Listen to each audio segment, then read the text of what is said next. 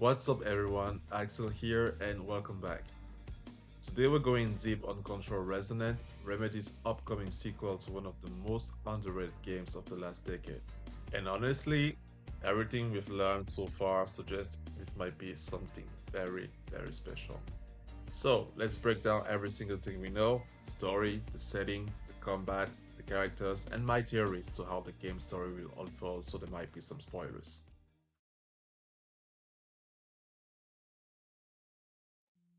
Let's start with some context. Control Resonant was officially revealed at the Game Awards in December 2025, and the reaction was electric. But this game has actually been in the works for a long time. You might have heard it referred to by its internal codename Heron. Remedy first acknowledged its existence back in May 2022 on the development roadmap. By November of that year, they confirmed it was a Control sequel and dropped some early concept art. Then in February 2024, something big happened. Remedy bought back full ownership of the Control IP from 505 Games for 17 million euros. That's a huge deal. It means Remedy owns Control outright now, and Control Resonant will be self published by the studio. They are co financing the game with Annapurna Pictures, yes, the same Annapurna behind Stray, Neon White, and Outer Wilds. That partnership should give Remedy the backing to make this as big as they want it to be. As of early 2026, the game is in alpha and targeting a 2026 release on PlayStation 5, Xbox Series, both Steam and Epic, and Mac OS.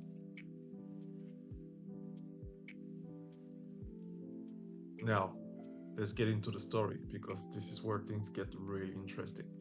You play as Dylan Faden, Jesse's younger brother. If you play the first game, you remember him. Dylan was captured by the Bureau during the Ordinary Altered World event, or AWE. Saving him was the primary reason Jesse sought the FBC. Dylan, just as Jesse, has massive supernatural capabilities, mainly conferred to them by a resonance-based entity they made contact with during the Ordinary AWE, Polaris. It is this untapped potential that made the Bureau seek them for their prime candidate program, but as Dylan was the only one captured, he was groomed to become the next director of the FBC.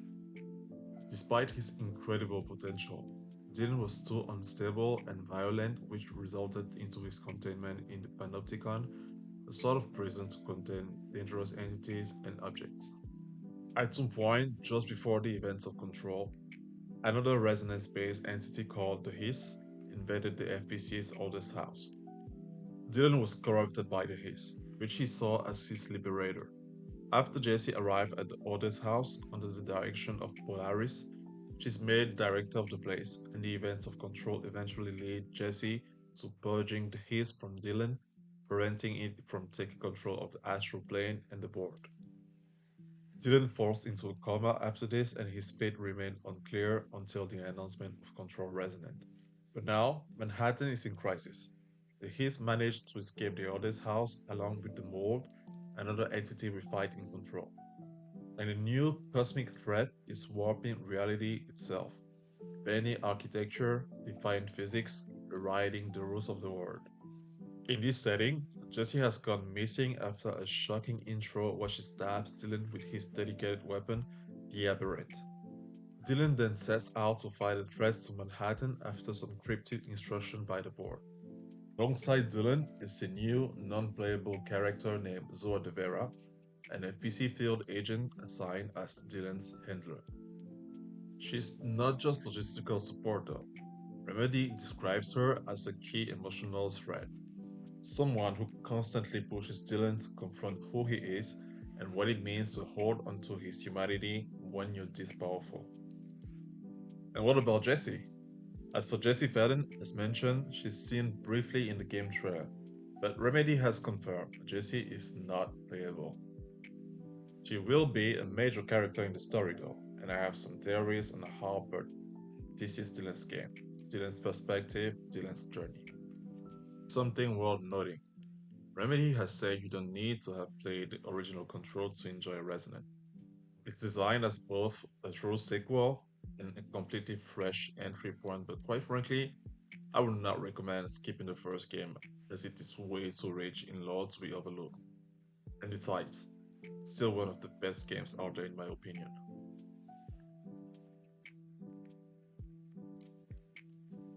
Okay, let's talk about where this game takes place, because it's not the oldest house. Control Resonant takes place across multiple areas of Manhattan, but not the Manhattan you know. This is a Manhattan that has been paranormally warped by an invading cosmic force. Architecture falls in on itself. Gravity stops obeying the rules. Natural law just breaks. One area we've seen is called the West Immersion Zone, an early section of the game where the distortion is just beginning to take hold. You can see the city slowly coming apart at the seams. The game is not open world, but it does feature large, distinct, expansive zones filled with side activities, hidden encounters, and optional secrets to discover. And scattered throughout are gravity anomalies, specific zones where orientation shifts entirely. Up is sideways, sideways is down. These areas fundamentally change how you move and fight.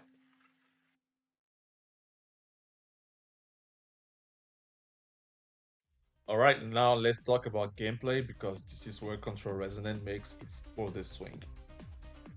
The original Control was a third person shooter. Jesse had the Savage weapon, gun that morphed between different firing modes. It was satisfying, but guns were the primary tool. Dylan doesn't use a gun. As mentioned before, his weapon is called the Aberrant, a shape-shifting melee weapon. Confirmed forms so far include a huge hammer, short dual blades, a scythe, fists, and a whip.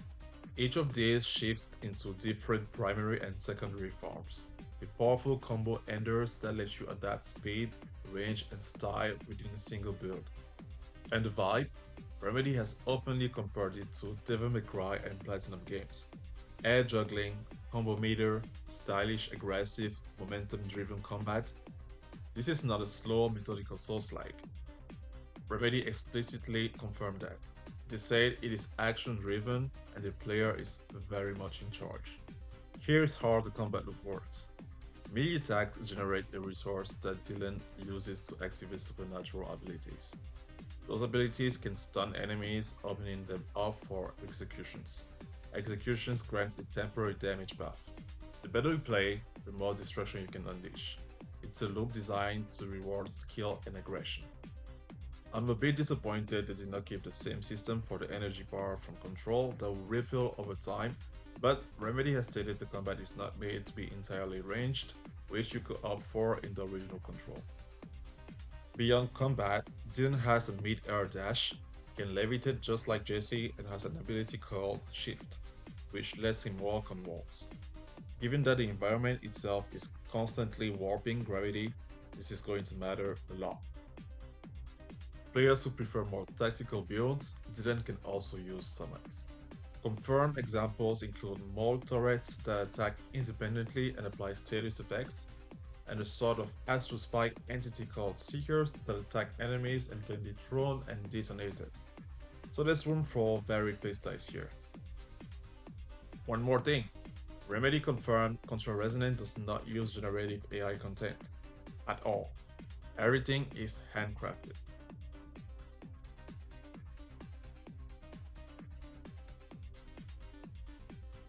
So, the game is called Control Resonant. What's a resonant?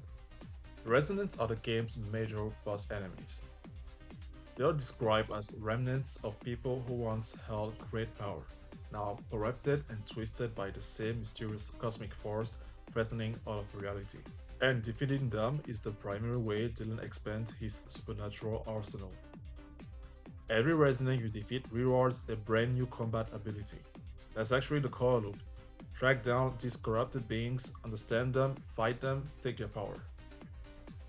Some recent encounters also offer branching choices, decisions that push the players toward distinct playstyles. So these aren't just boss fights, they are moments with weight.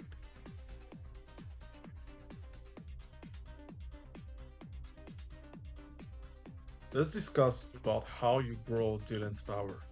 This is where things get genuinely fascinating. At any point in the game, you can press a button and Dylan retreats inside himself into a metaphysical space called the Gap. It's a black void representing Dylan's psyche, his inner world. Inside the Gap are three objects that function as upgrade trees, one for combat abilities, one for weapon forms, and one for talents. You spend resources earned in the world to unlock new capabilities. Here is the interesting wrinkle. Remedy has confirmed not everything can be unlocked in a single playthrough. That's intentional. They want players to commit to a build and then discover new things on a second run with different focus.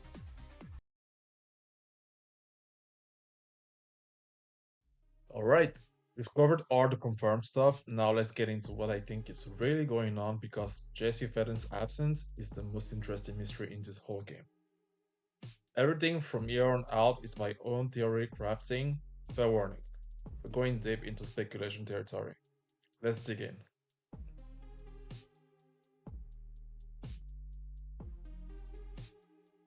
Jessie has been taken over and Dylan is the only one who can save her. Think about the structure of the first game. Dylan was the one who had been taken over, possessed, locked away, used as a weapon against his own sister. Jessie had to fight her way through the oldest house to reach him to free him. It was the emotional core of the whole story. Now the roles are reversed. Jessie is missing, the board says she's gone rogue, which is called bureaucratic language for something they can't explain. She's not dead, she's not defected, it's just unreachable. And Dylan, the brother she once fought to save, is now the one being deployed to find her. Theory is simple. Jessie has been taken over by a paranormal entity, the same way Dylan was taken over by the Hiss. Corrupted Jessie as either a mid-game revelation or even the final boss will be a devastating narrative gut punch, and it's very Remedy. Think Alan Wake and the Dark Presence. Think saga-wide strategy built across multiple games. This will also set up a third installment perfectly. Both Faden's Final Three, finally fighting together rather than apart. But here's where it gets really interesting. Because if something took Jesse, something powerful enough to compromise the director of the FPC, a human that has defeated the Hiss, who wields the service weapon, who has the deepest supernatural connection of any living person, what could possibly be strong enough to do that? What if it was Polaris? Polaris and the Hiss are directly opposed resonance-based entities, two sides of the same cosmic coin, both originating from Slidescape 26, both sentient frequencies competing for dominance. The Hiss spreads by corrupting and controlling, Polaris spreads by purging and protecting, but they are the same kind of power. And if there's one thing in the universe that could overcome Polaris's resonance-based protection, it's Polaris herself. Polaris has always been slightly ambiguous. She didn't prevent the FPC from kidnapping Dylan. She didn't lay Jesse to him before the Hiss invasion. Either she had limitation, or she had reasons. What if Polaris needed the Hiss eliminated not out of benevolence, but because the Hiss was the only other entity capable of matching her in power? The only real check on her influence. Jesse was Polaris' most powerful conduit. What started as a symbiotic relationship, Polaris protecting Jesse, Jesse channeling her power, would over years become something more like possession. Jesse might not have even noticed it happening. And here's the genius of it. Dylan is uniquely protected, not despite his history, but because of it. He rejected Polaris, he chose the Hiss. The Hiss acts as a natural check against Polaris' frequency. She can reach into Dylan and take him the same way she took Jesse. So Dylan has both frequencies balancing out in his psyche. That makes him the only person in the world who can actually save his sister. Think about what that does to the mythology. The Hiss, the thing we spent the entire first game fighting, is now the thing that's protecting our protagonist. That's a stunning reversal, and it sets up a complete trilogy arc. The third game will free Jesse and redeem Dylan, one who rejected Polaris, one who was consumed by her, finally stand together, neither controlled by any entity. That's a complete story.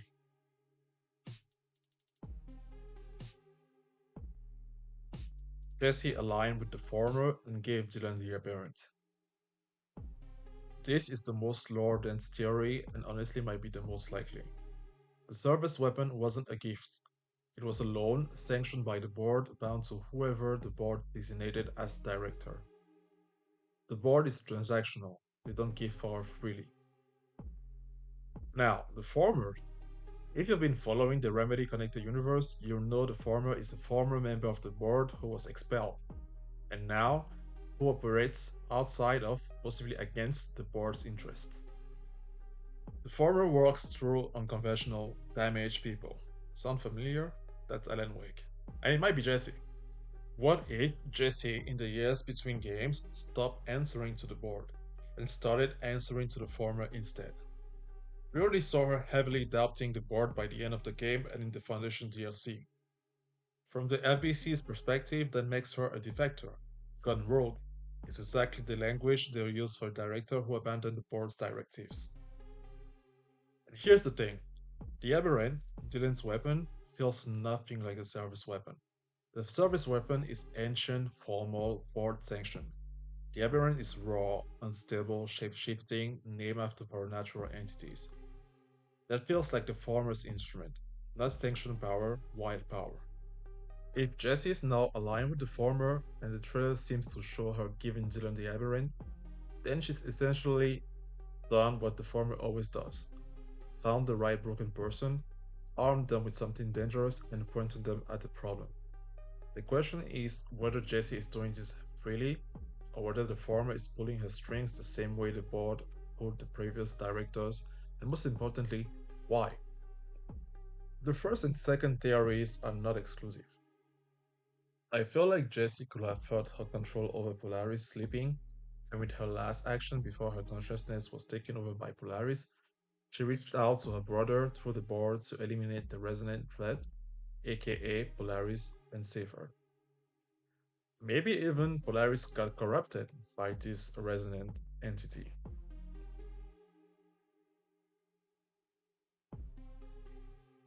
Jessie has become the new janitor, replacing Ahti. This one is wild and I love it. Ahti is not human. The evidence in the first game is overwhelming. He appears in impossible places, the haze cannot touch him, he seems to predate the FBC entirely. He's a threshold guardian, a liminal figure, and his fishing is almost certainly not about fishing. The board's message in the trailer, director slash sister has gone rogue slash fishing, is almost certainly a direct Ahti reference. That's his domain. Remedy is not subtle about these things. So what does it mean if Jesse has taken Ahti's mantle? At the end of the first game, Jessie was trapped inside the oldest house. Not because she was director, but because the His infestation kept the whole building under lockdown for 7 years. Nobody was getting out, but Ahti, meanwhile, moves freely. He exists between things, he's never constrained by the building's rules. If Jessie has stepped into a similar liminal role, guardian, janitor, threshold keeper, she might now be operating on a plane that makes her unreachable in conventional terms. Not corrupted, not hostile, just elsewhere, doing something vast and slow and incomprehensible. This will actually explain why Dylan gets the aberrant from her. If Jesse is now a liminal being like Ahti, giving Dylan an object of power through indirect, cryptic means is exactly the kind of help Ahti himself will offer. Remember how Ahti guided Jesse? Never directly, always sideways, always through metaphor and implication. The board will have no framework for understanding this. The director didn't defect, she didn't die, transcended the bureaucracy entirely. Of course, they'll log it as gone rogue.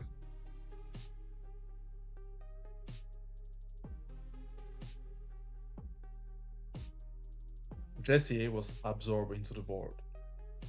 This might be the darkest one. At the end of Control, Jesse is director, but she's also deeply entangled with the board in ways that aren't fully resolved. The board communicates through her, they need her, and throughout the game, there are hints that the board isn't a stable, singular entity. It may absorb powerful individuals over time. Look at the directors before Jesse. All three die under strange circumstances. One entered a death-like stasis because he couldn't control his own supernatural powers. This isn't a coincidence. It's a pattern. Directors get consumed by the forces they're meant to control. The former directors didn't just retire, they became part of the audit house in some form. And Jesse might be the next in that cycle. What if Jesse gradually was absorbed into the board, or replaced a member of it? That would make her simultaneously present and unreachable.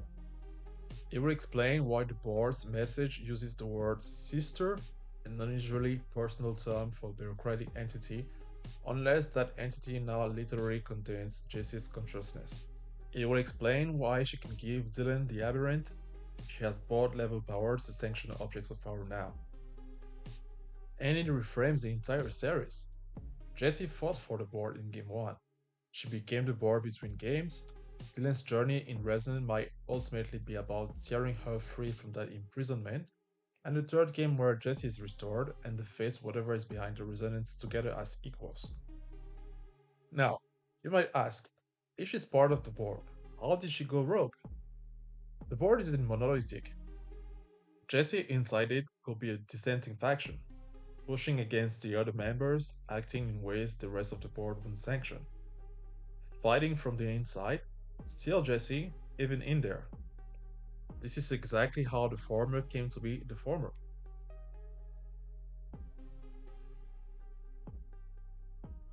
The final theory, Jesse let out the hiss and it's all connected. This is the most grounded theory of the lot, because unlike the others, this one doesn't require much speculation. It's almost entirely built on confirmed facts. Here's what we know. For 7 years, the oldest house stayed locked down. The hiss contained, Jesse trapped inside. Then everything collapsed at once. The lockdown failed, the hiss floated out into Manhattan, and Jesse vanished simultaneously. That's not coincidence, that's cause and effect. But here's the reading I don't think people are considering. What if Jessie wasn't just trapped in there with the hiss for 7 years? What if she was the reason the lockdown held at all? A Polaris connection makes her the most naturally attuned person alive. The oldest house is a threshold, a point where paranatural forces bleed into reality. Jessie, actively or passively, may have been the cork in the bottle, not a prisoner, but a seal. And when she disappeared, whether she was taken, whether she chose to leave, whether something removed her, the containment didn't just weaken, it catastrophically failed, because the thing holding it together was gone. Now, here's where the resonant thread comes in. 7 years is a long time. 7 years of the hiss compressed inside the most supernatural building on Earth, surrounded by objects of power, soaked in the board's influence, pressed up against Jesse's Polaris energy. That changes something. It mutates, it evolves. It comes out the other side as something the FBC has never encountered before. Not the hiss as we knew it. Something older, stranger, more capable. Something that can warp reality itself, fold architecture, bend gravity, and corrupt powerful individuals into the resonance. And here's the angle that really ties it together. That evolution didn't happen by accident. Something was guiding it. The entity behind the resonance needed a hiss to break free, because the chaos of Manhattan burning is the perfect smooth screen. The FBC crumbles, didn't get deployed, everyone watches the city collapse, while the real threat moves quietly in the background, harvesting the most powerful people it can find and turning them into weapons.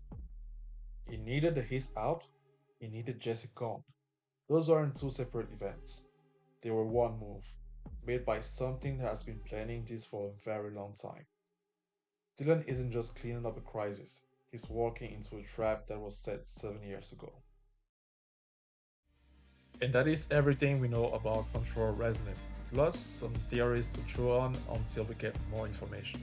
The shift to melee action, the tortured protagonist, Manhattan as a warped supernatural playground, Jesse missing, Polaris potentially being the villain, the former lurking in the background.